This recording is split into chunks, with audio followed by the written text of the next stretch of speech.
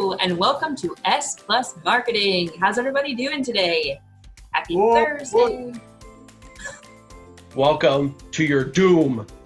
Oh my gosh. Jennifer's not with us today. She's going to be a little MIA for a couple weeks while she gets her kids sorted out for school. I'm sure you're there as well. Oh my gosh. So we'll be excited to have her join us in a couple weeks. God bless you mothers that can go do that. Oh, it's crazy. Today's episode is called TikTok, YouTube, and Homeschool. Speaking of school, top of everyone's mind. This is S+Marketing. We are here to help you feel and be smarter about what's going on in the marketing world right now. What is S+Marketing? Thanks for asking. You guys are so great. You're so engaged. S+Marketing is marketing based on the ultimate human technology, stories. Yeah. Our team is here from Story Collaborative. We are a group of growth marketing consultants. We're going to introduce ourselves. You guys share our video or start a watch party or grab a quick bite to eat. Get back here. We're going to talk cool stuff. Chad, say hello. Hello. How is everyone doing? I am Chad Alexander and I'm the video strategist with Story Collaborative. What is a video strategist? I've been pondering that for many years. A video strategist is someone who helps you figure out where your videos will go online, how to distribute them, and what's the impact of them. So it could be goal setting of some sort, which you should start before you do any videos. And I help from pre-production and post-production with that. So it's a lot of fun. And do you have a sponsor for us today? I do have a sponsor for us. Speaking of videos, our sponsor today is Blockbuster. This is kind of a new segment. I just thought it would be fun. Blockbuster is kind of returning from the grave, so to speak. In Bend, Oregon is the last remaining Blockbuster store, and they're partnering with Airbnb to, in September, create a 90s themed sleepover experience where you can go in and I guess you could rent out the store, have a bunch of VHS tapes, and just have fun. So yeah, there you go. That's your kind of thing. That's a really good idea. There you go. I hope they clean the carpet. Right. I hope they reround the tapes too. It was right? always kind of grimy, right? When you would go in, the floor, it was like a theater floor, and the cases were always a little sticky, you know. Dave, say hello. Howdy, good morning, afternoon, wherever you are, depending on your time zone. I'm Dave Mills. I am the Chief Growth Officer here, and I'm really focused on strategy. Strategy is really what makes a difference between somebody who is jumping from tactic to tactic and being frustrated with someone who is really having high-performing marketing assets and getting the job done and exceeding their goals. So strategy is the thing, and we want to deliver it to you. That's such a good sales pitch. My name is Amy Alexander. I am our creative director. My goal in my role is to make sure that brand's experience is unified. So from the delightful receptionist answering the phone all the way to your logo and your colors and everything in between, we want to tell the same story, and I'm passionate about that. Today we're talking about the state of TikTok, how YouTube can bring insight to your consumers, and whether homeschooling will be the end of life as we know it. Then we'll discuss what that means for you as you adapt your own marketing efforts. Our first segment is Repeat After Me, in which we help you obtain verbatim responses you can give to your neighbors, your coworkers, your boss, and I don't know, your children. So I got a question for Chad. Can I ask him? Oh, go for it. So I was sitting this morning I was on my phone with my wife, and we were looking at someone that we pay attention to online, and he said, I'm so frustrated with Facebook. My new social media is XYZ. He said, I'm using this one. So I downloaded that particular thing on my phone. I opened it up. It was not TikTok, but the very first thing it tried to get me to do was sign up for TikTok. So I have no idea what the deal is with TikTok and why. I mean, I'm thinking I don't want to give all my data to the Chinese government. So Chad, what's the deal? I'm asking you, my friend, what's the deal with TikTok? So TikTok is a company that is owned by China. It originated as basically a lip syncing kind of app that you could use, and now it's basically blown up with silly videos and all kinds of different stuff. And part of its popularity is that you can use music without getting copyright violations that you get a lot in YouTube. Now, President Trump wants to basically ban it, but he's allowed offers to be kind of vetted in the United States. Twitter's considering buying it, as well as Microsoft. Because if anybody's going to steal our information, why not it be somebody in the U.S., with Facebook and YouTube? I mean, they're stealing our information, so let's make it local. Let's make the thieves local, right? So that's what I would say to my neighbor or whoever I'm talking to right now.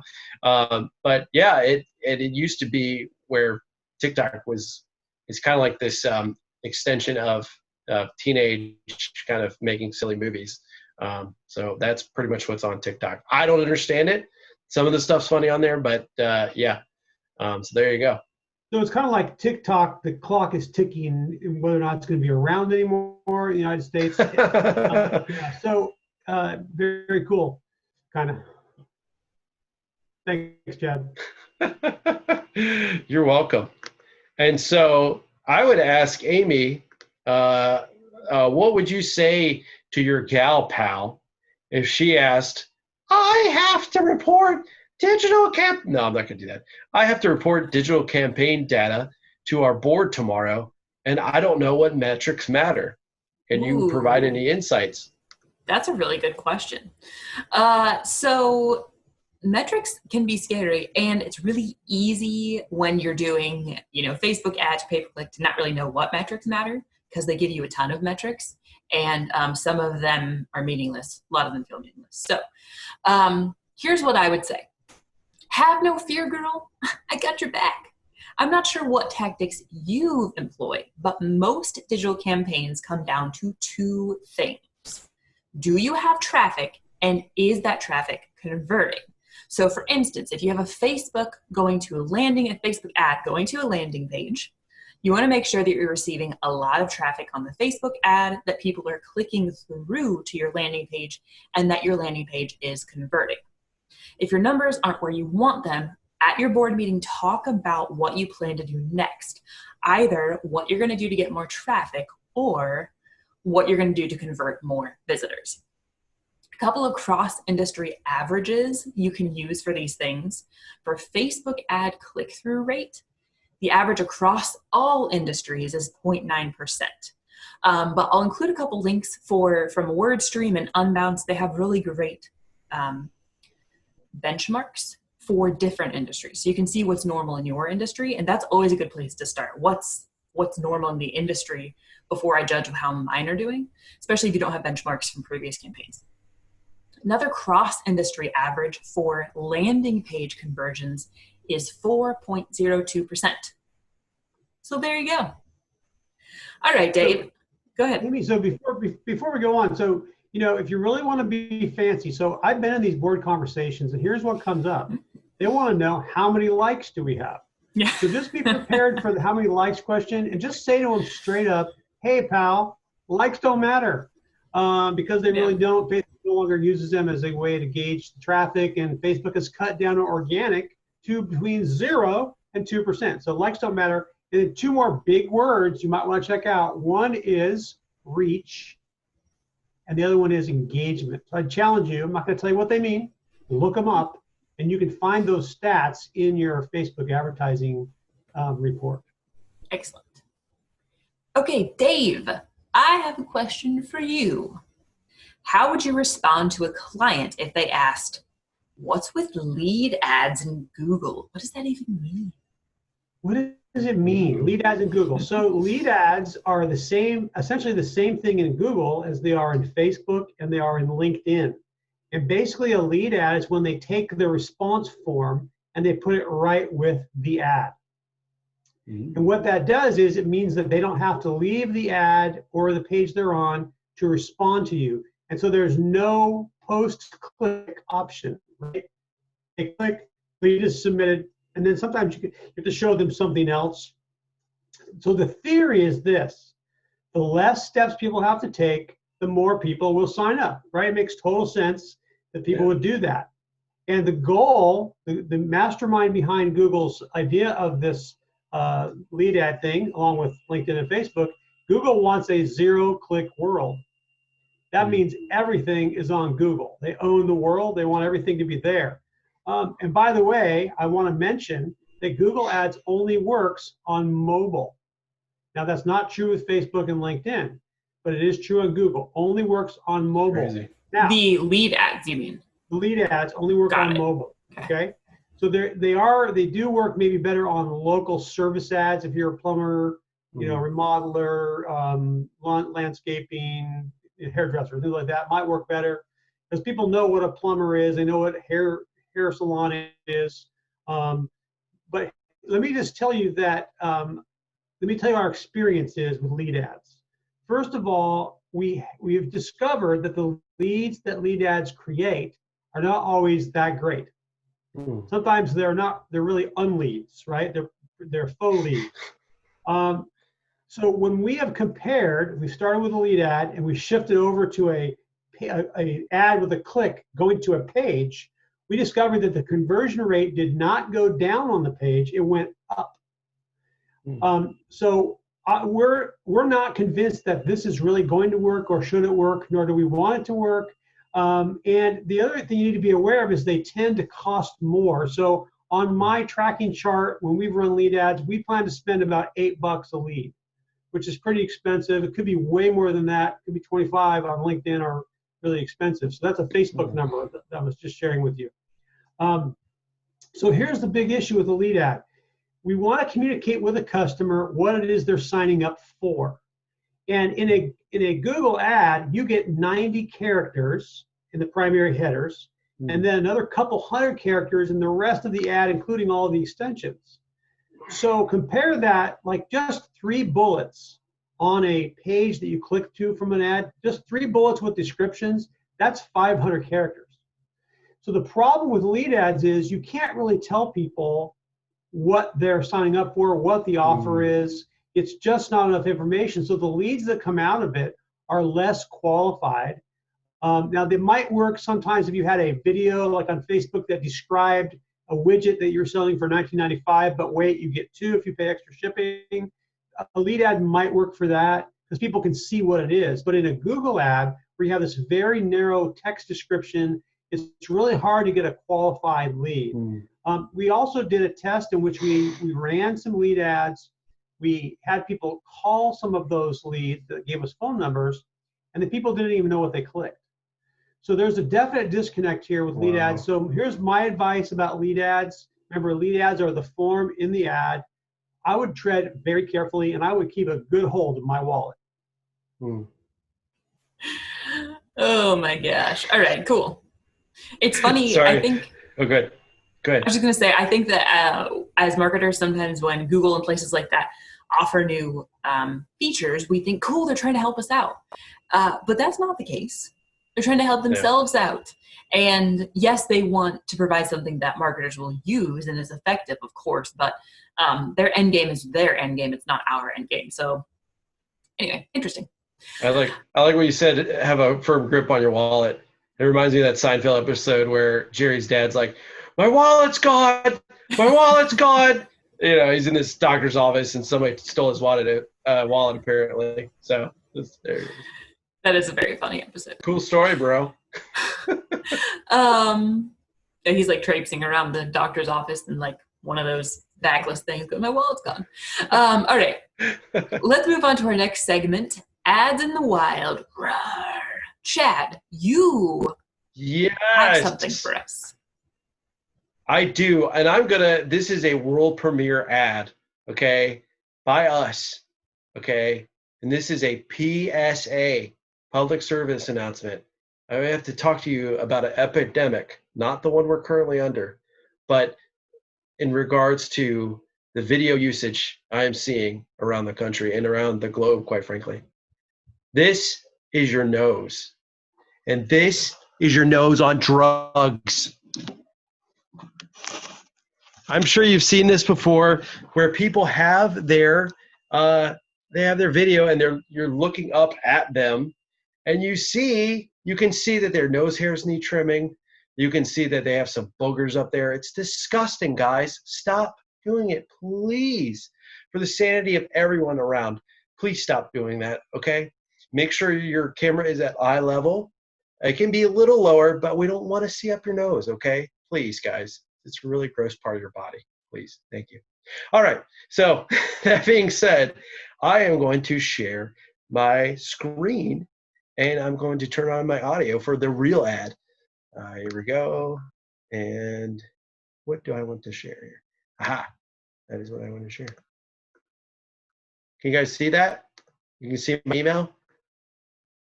Please confirm yes. You guys say yes. Oh, you guys are on mute. Okay, fine. All right, here's the ad, baby.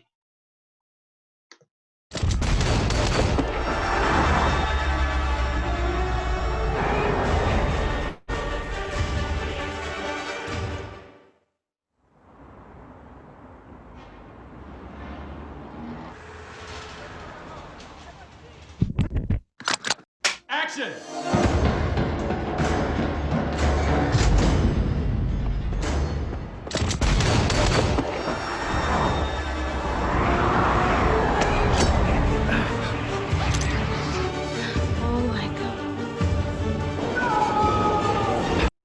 And that's it. That's all I'm going to show. You got to watch the rest of it yourself.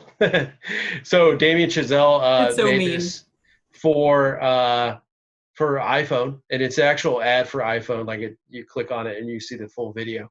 But yeah, he made this. He's the guy who's done Whiplash, First Man, and La La Land. So it's really well done. It was shot entirely on an iPhone 11. So really good ad for them. Really helps promote their phone. So there we go. Interesting. So if you guys want to check it out, it's a good one.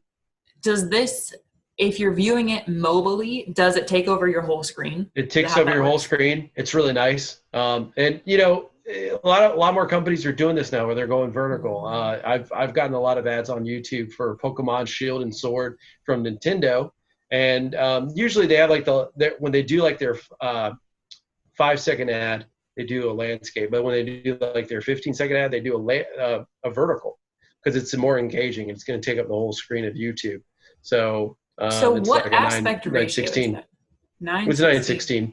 Yeah, it's basically 10. You know, your typical 185:1, and you just flip it. Yeah, you just make it. That's a pretty big shift as far as aspect ratios for advertisements. Sure. Absolutely. I mean, that's a totally different experience. Yeah, it's really crazy. And I mean, when you're filming stuff for, like, if you take a movie trailer and you put it on Instagram, there's so much translation that goes on that you don't really notice it because you're taking something that's rectangular, very wide, and then you put it into a square, so you can focus on different things. But taking your entire video and flipping it, well, that completely makes the storytelling a little bit more unique. Yeah. So yeah, it's cool. a really good. Yeah, it's a really good video. So I'd highly recommend you guys check it out. Awesome. Thanks for sharing, Chad. That was fascinating. Yeah. Okay. On to our next segment, Term of the Week. Dave, what do you got for us today? Today we're going to talk about tofu. Now, I will tell you that I never used to like tofu until my wife made it in this really interesting recipe. You could ask her about that. If you really wanted the recipe, I'd connect you with her. And I found that tofu was good. But in marketing, tofu is something else. It stands for top of the funnel. And top of the funnel is an important concept that we use to think about how we are engaging people. And so I actually prefer to call this beginning of the journey, middle of the journey, end of the journey, because we know that people are on a buyer's journey. But whether you have a funnel going top to bottom or a journey going on some kind of a circuitous route or in a circle like we do, the idea here is that people start out in a very unconvinced status. They are just not convinced that they need us, that they need anything else that we have to offer. What they're convinced of is that they have a need or a problem that they want to solve.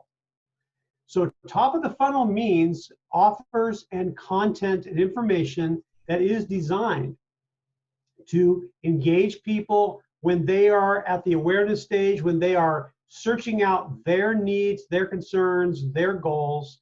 It is not about you. It's not about us. It's about them. It's about the problems that they are facing. What? So tofu means top of the funnel, means appeal to people where they are when they're starting to think about maybe needing a solution for a challenge or problem. It does not mean sell them discount shoes. Okay, that's tofu. That's great. I actually, one of my favorite quotations, my lighting is so weird today. It's really overcast outside. Anyway, Yep. One of my favorite concepts about ads, specifically ads, is that ads are an extension of the brand. They are not about the brand. So they're designed to entertain. And to me, that's also a really great description around tofu, top of the funnel, beginning of the journey. It's an extension of your brand. It's an extension of your culture and the things that you value. You can help match values of your consumers by putting out good content that helps them, but it's not actually about you. So anyway, But it is showing that you care. Yeah. That you are engaged and interested and aware of the problems, challenges that your consumers are having. And it puts you in, it aligns you with them and them with you. It shows empathy. That you're not just about selling discounted shoes, but you're actually about helping them with the challenge that they have. Cool. All right. Our next segment, the brief. YouTube. It's the home of, how to, it's for bored husbands, it's for emerging youth trends, not to mention bizarro entertainment for tykes, like children watching other people play with toys. Weird. But anyway, that has all changed. YouTube has become a hotspot for quarantiners actually around the world. Search terms that divulge our new way of life are really driving YouTube right now. And it's obvious that the trend is not going to go away.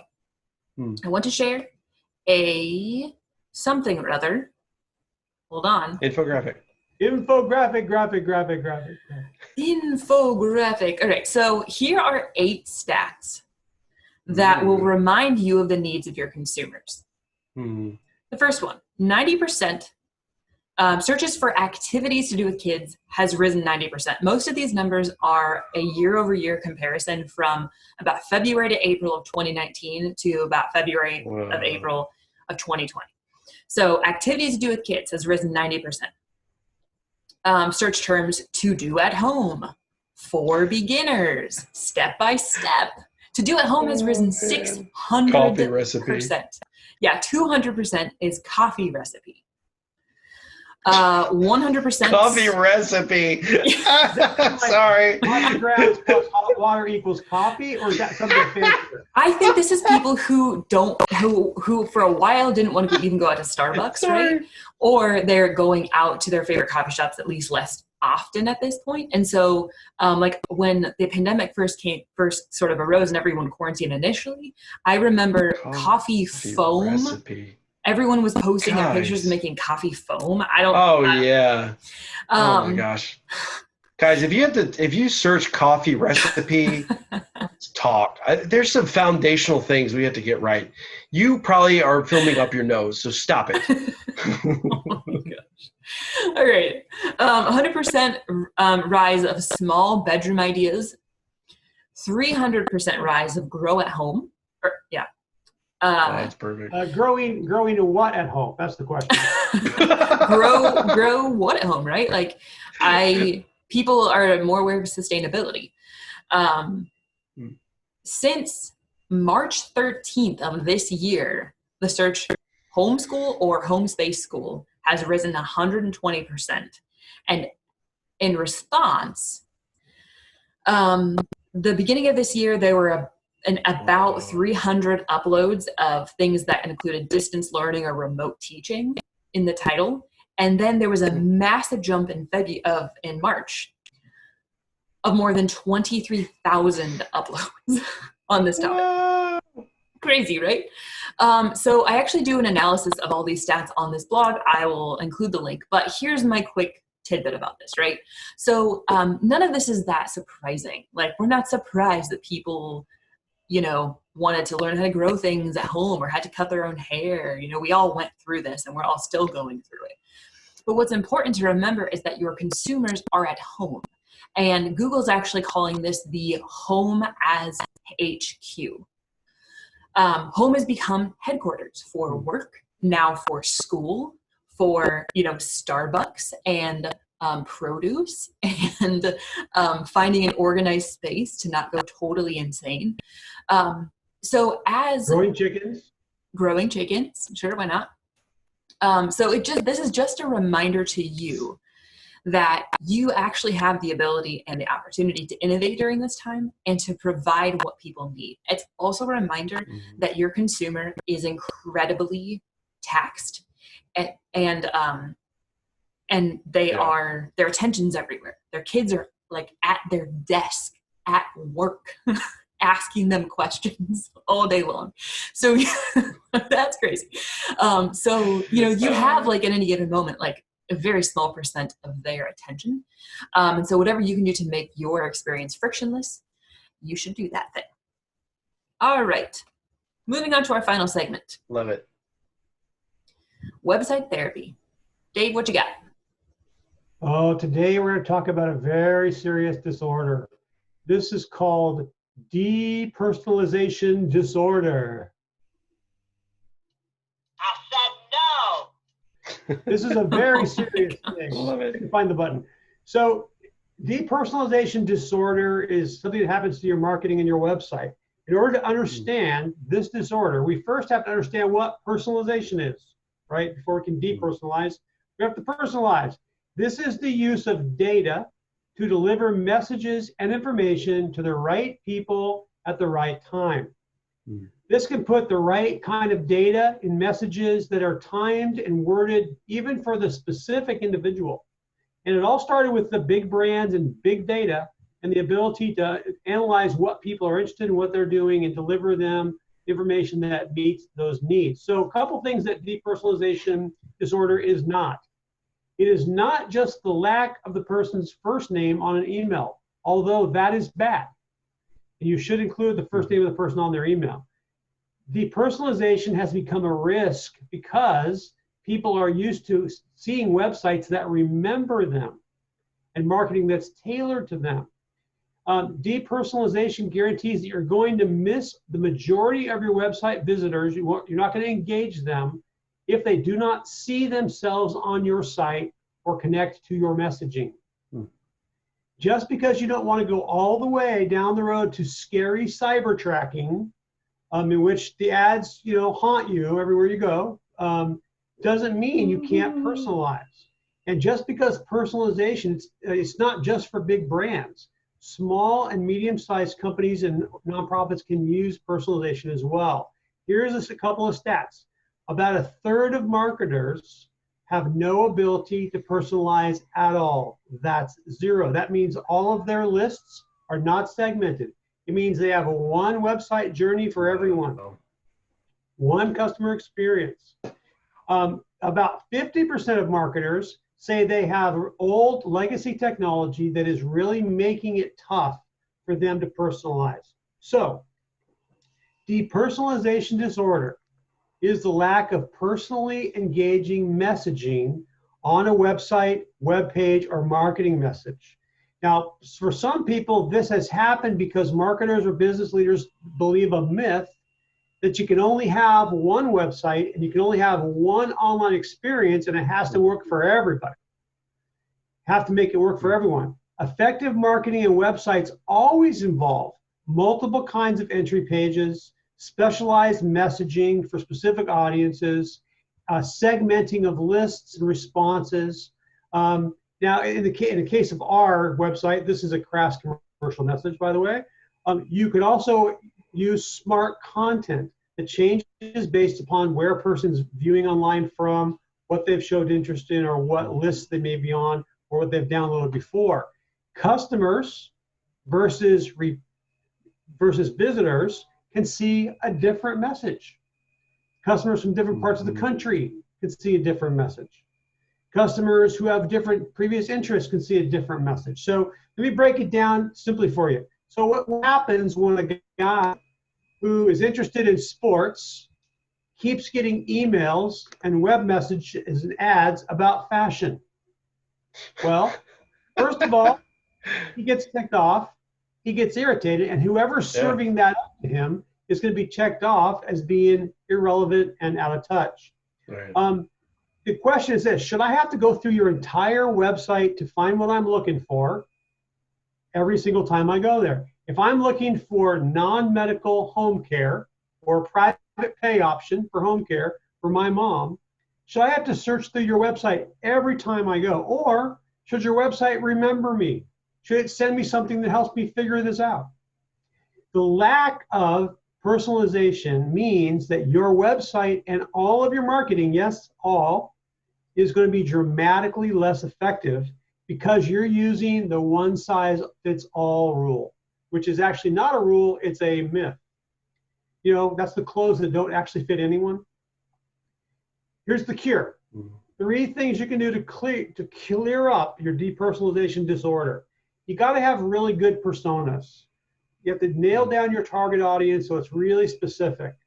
You can have more than one, you just have to detail them. The second thing you need is you need a CRM, a customer relationship manager, that's integrated with all your marketing, including your website. Do not allow yourself to have a CRM that sits off by itself and gets lonely, except when you feed it data that you didn't want to put in. Make sure that they're integrated completely.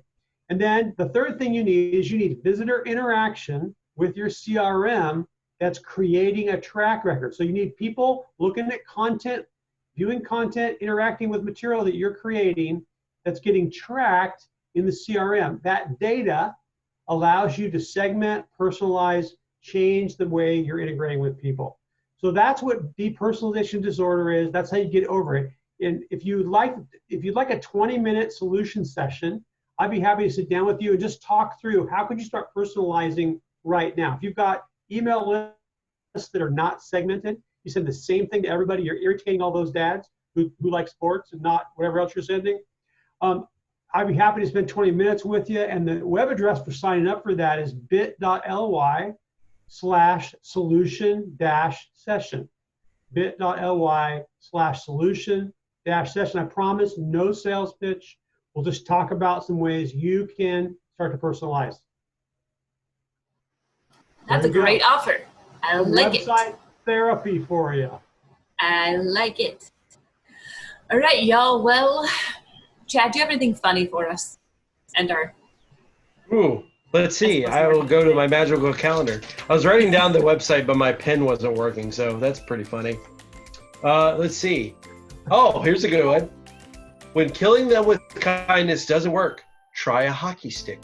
Results may vary. So there you go. Don't kill anyone, guys. That's fine. All right. Awesome. Well, everyone, thank you so much for being with us. We had a great time. We hope you found this valuable. Remember, you can always go to storycollab.com/answers if you want to ask us anything. We'll write a blog about it or include it in our live. And remember that stories are the ultimate human technology. We'll see you next week on Thursday, 12 p.m. Eastern. So long. Hey, guys.